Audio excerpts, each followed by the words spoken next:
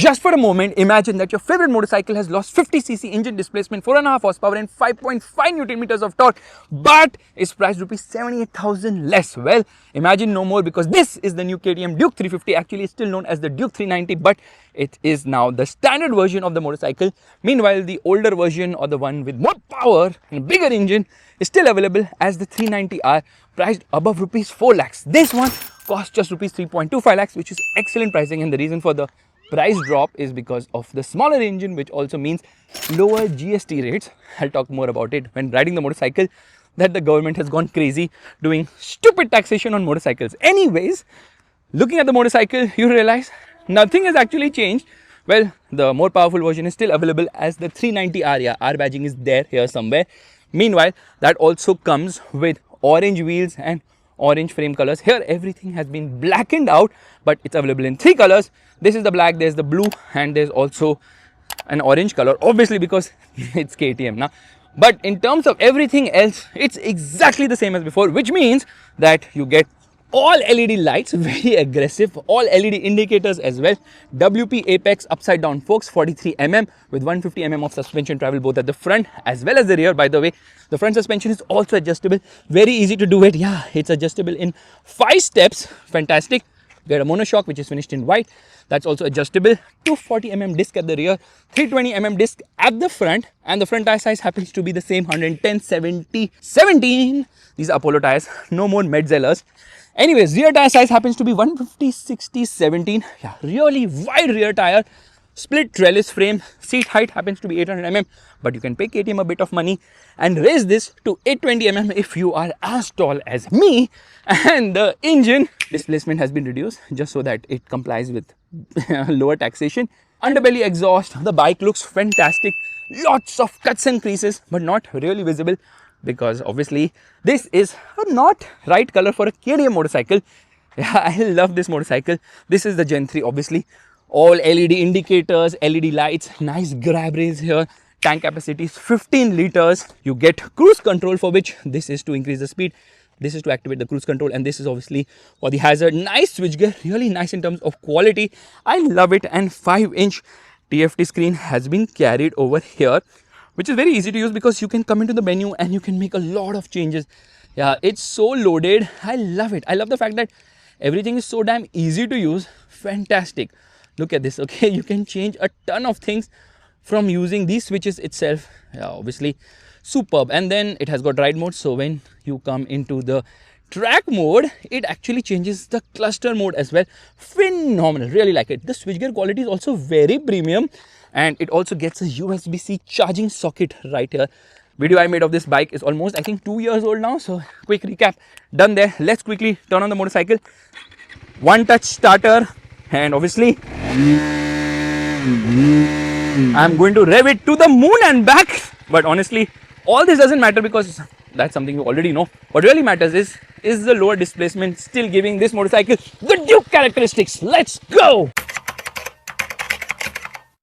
Alright, this is the key of the motorcycle. Not really changed much in years. And let's turn it on. It says ready to race, full swipe up there. And why is it not turning on? Engine kill. Yes, now it's on. And straight away, let me show you an interesting thing.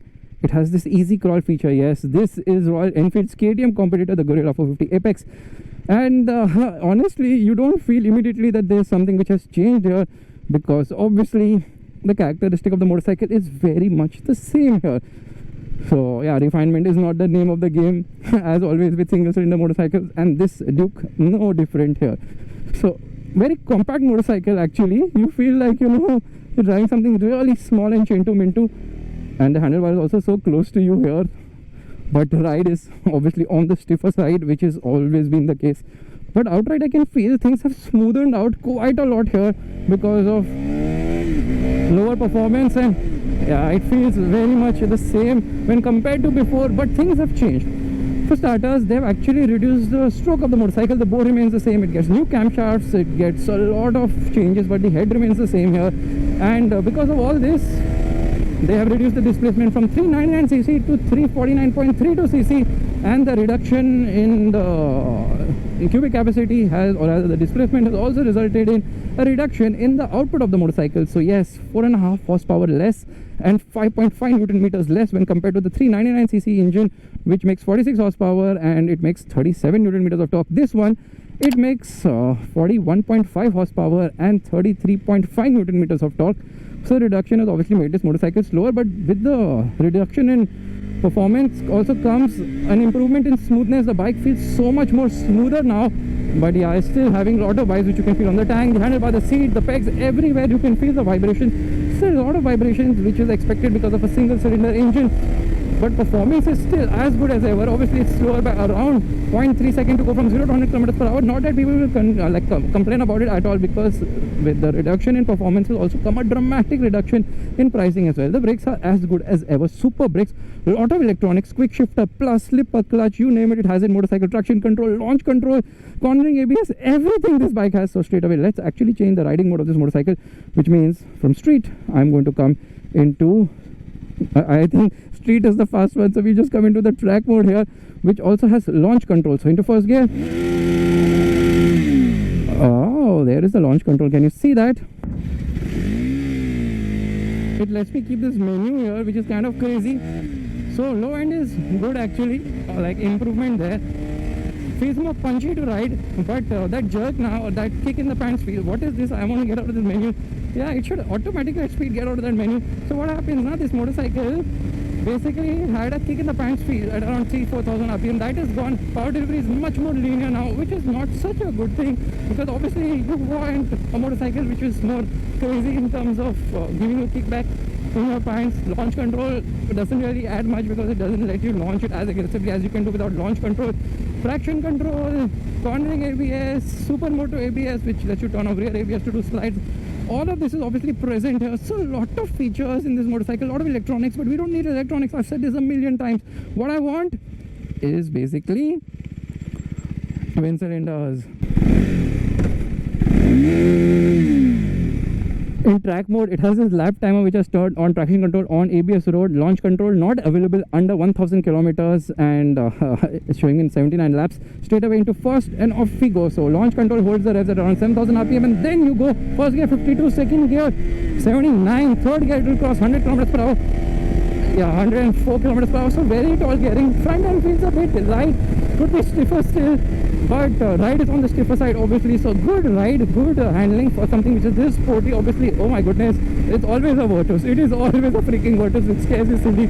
So yeah, like I was telling you, obviously handling is very good because it's a short wheelbase, so it is very nimble, very agile, and you can really push it very fast around the corners. You will really enjoy this motorcycle. Good grip from the tires.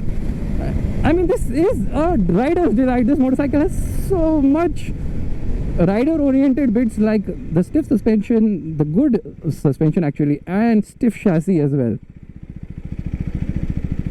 False neutrals are not there, but getting into neutral is a task. Band karo. Fuel bachao. Let's turn on the motorcycle. Yeah, I'm a bit disappointed launch control is not working because I wanted to try it, but bike is so brand new, launch control is simply not working. Actually, it's very light. Taking a U-turn all is so effortless here. The thing is that what KTM has done is made this motorcycle quite light at 168.3 kgs, which is the same weight when compared to the 399cc engine model. Engine doesn't change, internals change obviously. So because of which, what happens is the bike feels light obviously, and unsprung mass is also reduced with these light alloy wheels here. I think 1.3 kgs lighter. Super brakes, absolutely fantastic brakes. Wow, love them. And straight away into first, I'm going to change the mode. I think I like the regular one here. Select that and off we go. Shift light is always overactive, huh? Top speed 155 kilometers per hour. I wish it sounded better. Obviously it doesn't sound like a rickshaw anymore somehow. Thankfully they've refined the motorcycle, but is that a good thing here? Well, I honestly feel the masterstroke is reducing the engine capacity to get lower GST. 40% versus 18%. Huge difference here. But Bajaj is able to churn out a motorcycle so freaking fast, which is unbelievable.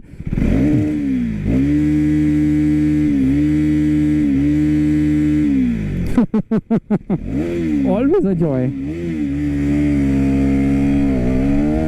Little bit front end lift. Yeah, because the performance is so damn freaking crazy here. unbelievable. Really fun to ride. Still continues to be fun to ride. Slightly slower, you will not notice it unless you have ridden the other motorcycle extensively. So if you ride both these motorcycles back to back, that's when you realize performance has dulled a minute bit here. But who's going to complain? Rupees 78,000 saved is a lot of money, honestly. This motorcycle has killed 2 motorcycles in one shot, and unfortunately it's not killed any of the competitor motorcycles.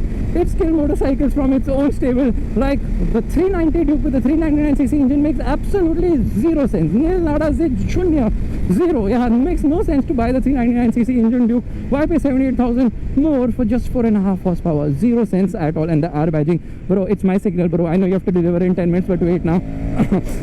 And then it also kills the Duke 250, I feel, because rupees 67,000 less for the Duke 250. So rather get this one. Fantastic stuff by KTM. They really nailed it. So fast they turned on the motorcycle that I think customers will end up doing the testing. I don't know. How can they not like take time to bring out a motorcycle?